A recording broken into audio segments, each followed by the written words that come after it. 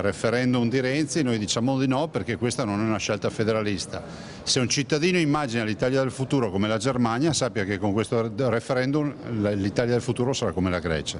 Anche il governatore Zaia ha partecipato alla presentazione del Comitato Veneto per il no alla riforma costituzionale del governo Renzi, organizzata dalla Lega Nord a Padova. Faremo leva innanzitutto sulla libertà che permette in questo momento di poter decidere, di poter essere liberi, e soprattutto con le autonomie locali, soprattutto con le regioni, perché con questo referendum si tolgono tutte quelle che sono le mansioni, le competenze delle regioni.